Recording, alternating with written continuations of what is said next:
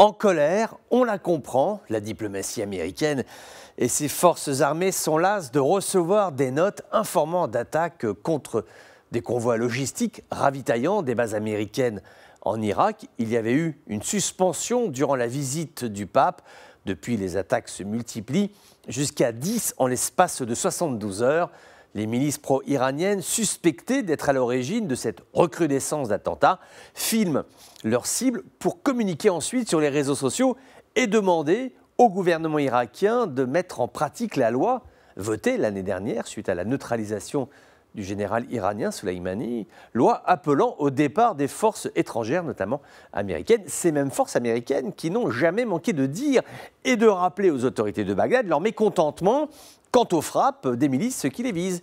Il y eut un temps, c'est au cœur même de la capitale irakienne que des tirs se produisaient dans la zone verte, pourtant censée être ultra protégée. Les Américains et les Irakiens doivent se retrouver en ce mois d'avril pour redéfinir leur accord de coopération. Le président Trump avait évoqué un départ total, puis il s'était ravisé. Que va faire l'administration Biden ? Actuellement, les forces américaines se positionnent, se prépositionnent, se repositionnent dans le Golfe. Depuis 2 ans, nous assistons à une tendance baissière. Au plus fort des tensions avec l'Iran, il y avait 90 000 hommes. Aujourd'hui, 50 000. Peut-on parler d'un retrait progressif ? La presse américaine le pense, mais soyons prudents, car pour l'instant, il n'y a pas de position véritablement officielle sur ce point. Des batteries de missiles Patriot ont été retirées, ça c'est vrai.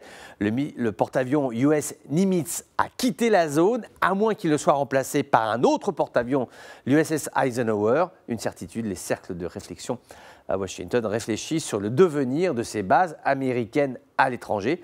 En Irak notamment, il s'agit de savoir quel est l'intérêt de maintenir des hommes au sol, alors que la majorité des frappes sont maintenant aériennes et le renseignement d'origine électronique. L'US Army possède des capacités de projection considérables qui pourraient lui permettre de suppléer un retrait progressif des forces américaines en Irak, sachant que du côté de Bagdad, le parapluie américain est reconnu comme étant efficace en cas de besoin. D'un point de vue purement pratique, s'il y a un coup dur, l'arsenal américain peut intervenir et malgré tout ce que l'on peut entendre, ce facteur-là ne peut pas être écarté. Pour Bagdad, c'est important. En attendant le 7 avril, date annoncée pour la reprise du dialogue stratégique entre les États-Unis et l'Irak, les attentats se poursuivent contre les convois de ravitaillement des bases américaines en Irak.